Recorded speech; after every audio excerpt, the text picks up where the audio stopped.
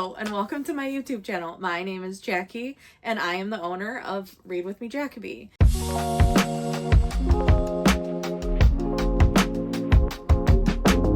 This is my very first YouTube video. I've actually never filmed anything like this before. I've made reels and stuff on Instagram and small things on TikTok, but they're usually slides and it's not really me talking.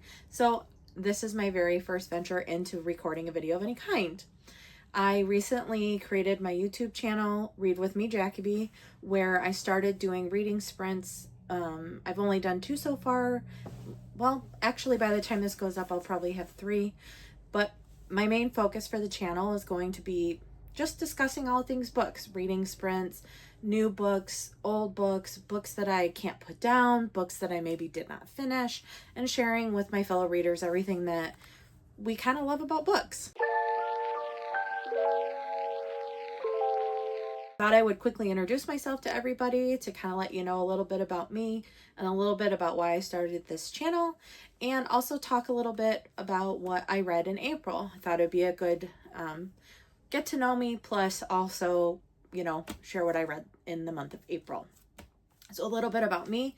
My name is Jackie, as I already said. I am married to my husband, Justin. We've been together for 20 years, married for almost 14, which is incredible. We live in Michigan with our 3 cats, Fry, Leela, and Maple. Yes, Fry and Leela are named after Futurama. That is what it is. Fry is orange and he is derpy as all get out. Leela is all black and she's very shy. And Maple is what's called a Torby and she is annoying, but we love her very much. I am your typical millennial. I used to read books all the time, all through high school, all through college. I was reading probably a book a week, maybe a book every 2 weeks. And then after I got into the real world and I had a job, I stopped reading for quite some time. I think it's just a weird trend that we all go through, but I'm glad to say that over the last 18 months, I've picked up reading and it looks like I'm going to average about 50 to 60 books a year reading. I think I would credit my love for reading, or my refound love for reading, to joining some book clubs at a local bookstore by me. There are so many great indie bookstores in Michigan right now, and I'm really, really grateful and excited to say that there's one literally 10 minutes from my house, and the owners are just fantastic. They are friendly, they're kind, they're loving, they're just very great people. In general, I would say that my favorite genre to read, well, I have 2 favorites. I really love to read fantasy. I don't mind if it's high fantasy. I don't mind if it's urban fantasy. I don't mind if it's fantastical realism. I really like stories that are set kind of not in our world, or if they're set in our world, there's kind of an out of this world experience or some sort of storyline that maybe wouldn't happen in our world today. The other genre that I love is mystery thriller. Now, I will say overall, I tend to like thriller more than mystery, but I do love a good mystery story where you are trying to figure out who done it the whole book. So those are the 2 that I focus on the most. I have recently been branching out a little bit more into historical fiction. I tend to not like historical fiction personally. I find that the stories can be a little bit too slow for me. I need a higher paced read. I don't know if that's a personality thing or just a preference thing, but I do tend to read those only for book clubs. And that's not to say that they're bad books. It's just a personal preference for me. I also have kind of ventured into romance. I tried some dark romance. Not really my thing. That could change, but I am really more into the fluffy romance, the Abby Jimenez, the Emily Henry, those types of books. So that's a little bit about me. For my very first video, I thought it would be fun to share the books that I read in the month of April. In the month of April, I managed to finish a total of 4 books, kind of all different categories, all different styles, but they do fall largely into the categories that I just talked about.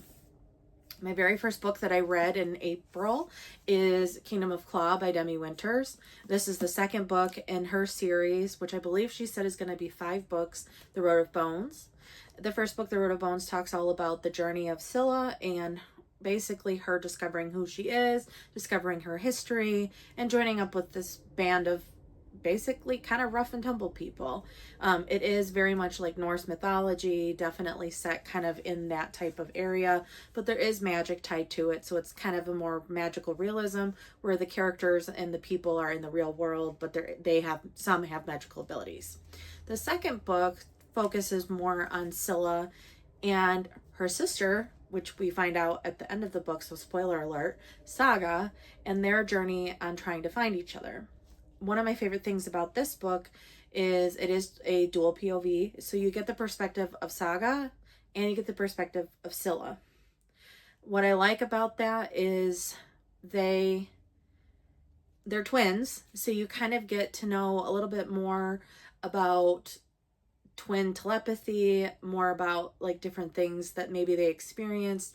You get to learn more about why they were separated, and you also get to see the characters kind of grow and develop. This book definitely does a lot of growth for some of the characters from the first book.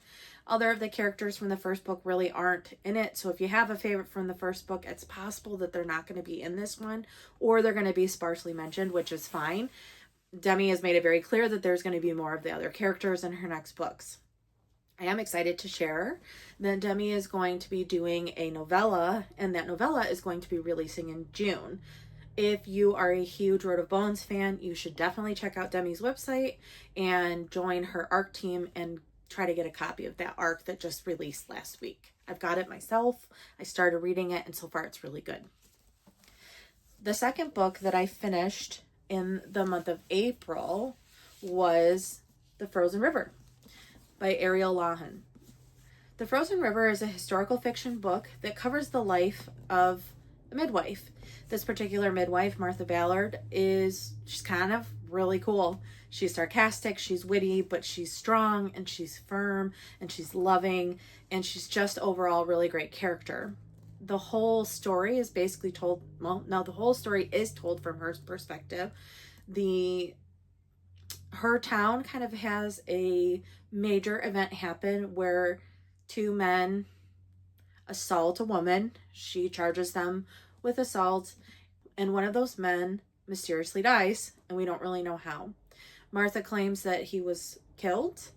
The town doctor says he just drowned, and the whole story goes about what happened, what really happened, and it talks a lot about the judicial process back in this time in the United States. One of the really cool things about this book is Martha Ballard was a real person. She was alive in the 1800s.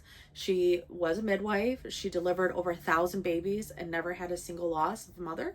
I don't remember if they said anything about children, but herself, she did not lose a single mother in her deliveries, which that is a lot of deliveries and a lot in her lifetime, which is really cool. I will kind of give a forewarning for some people. There is talk of assault, a little bit in detail. There is also talk of infant death. And if those things are a little bit upsetting to you, I would definitely recommend maybe coming back to this another time. But overall, this book is great. I gave it a 5 out of 5 stars. Oh, I don't think I gave this rating. Demi Winters almost always gets 5 out of 5 for me. This story was great. The character development was great. So, Kingdom of Claw, 5 out of 5 stars. Frozen River, 5 out of 5 stars. The third book that I read in April was Our Infinite Fates by Laura Steven. This was a book that I read for a book club, a fantasy book club. The one thing I will say about this book is it's kind of, I wouldn't necessarily consider this to be fantasy. There's really not magic. There's really not like a whole other world per se. A lot of the story is told based on real locations, real areas. And so I would maybe fall under fantastical realism. That being said, I would consider it maybe more of a romance or something like that. But again, with your romance, you have your typical relationship, they fall in love. There's kind of a pattern in this book that's a little bit different. It is true love though. So the whole premise of the book is about two characters who are bound together. They have to kill each other before they turn 18. If they don't do that, we don't really know why until the end of the book what happens if they don't kill each other. but the whole premise of the story is that they must kill each other before their 18th birthday. They cannot kill anybody, like they cannot be killed by anybody else. They won't really die. So if the other one doesn't kill the other one and they turn 18, we don't really know why until the end of the book. That being said, there are so many elements in this book that really spoke to me. I really loved, there's some poetry in the book. The poetry was really what sold me on the whole story.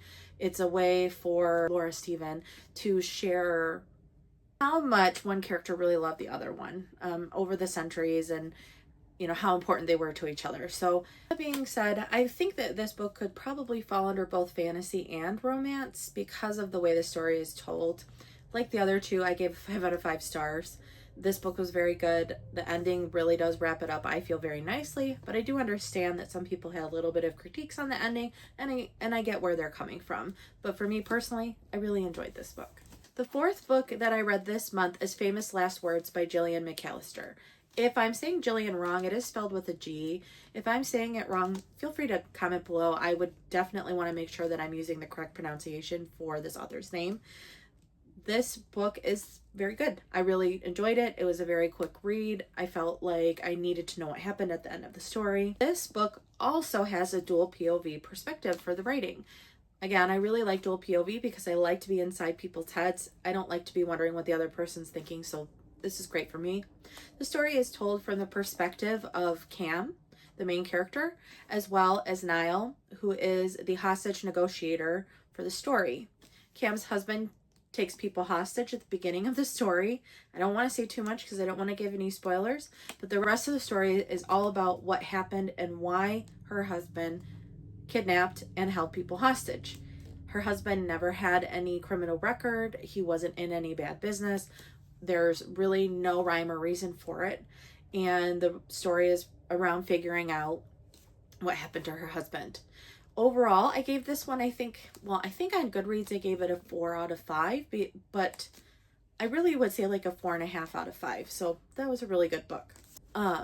I also started in the month of April, I started the book Phantom. It was for a dark romance book club that I ended up not going to.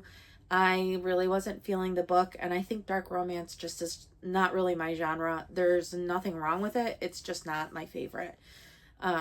I do want to note to everybody, when I'm reading books, I base my rating based on how much I enjoyed the story, based on how much the story sticks with me. So Our Infinite Fates, for example, that one really moved me. I cried a lot in that book, so therefore it got a better rating for me. The other point that I rate books on is, how quickly I wanted to read the story. If I find myself walking away from a book and coming back to it and not wanting to come back to it, then it tends to get a little bit of a lower rating.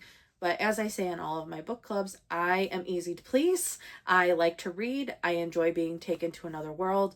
And so I'm going to tend to maybe rate higher than your more critical reader. There's nothing wrong with people who rate a little bit more harshly than I do, but I just want to make it clear for those that are watching my videos that, that's something to keep in mind, that I tend to be a little bit more soft with my ratings. I like, if I enjoyed the story, it's going to get a pretty good rating from me.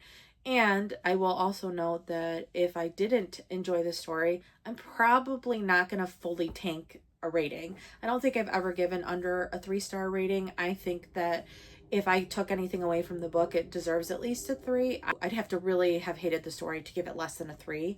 At that point, I'm not even going to finish the book, and I'm not going to rate it. I'm just going to put a note that I didn't finish it, and I'm going to move on. I don't believe in criticizing that way.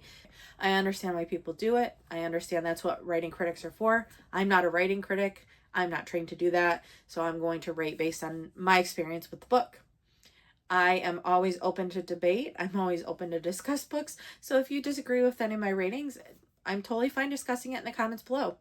The only thing I will say is please be kind in your discussion. I do not want people to leave my page feeling bad about themselves. It's just not what I'm here for. So I think that's everything for now. I'm hoping to start posting on a regular schedule. It will be something, I'm hoping, every other Friday, but it will depend on the content. I'm just working on it, kind of working out the kinks, figuring everything out.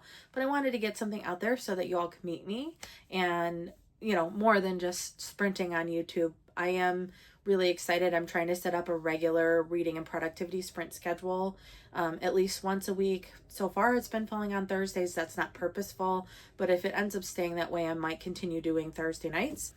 And I'm going to be doing 3-hour sprints so that it gives people enough time to sit and read, but it's not super long because, we all have lives. So thank you so much for watching my video. I really appreciate you being here, and I'll see you in the next one. Bye.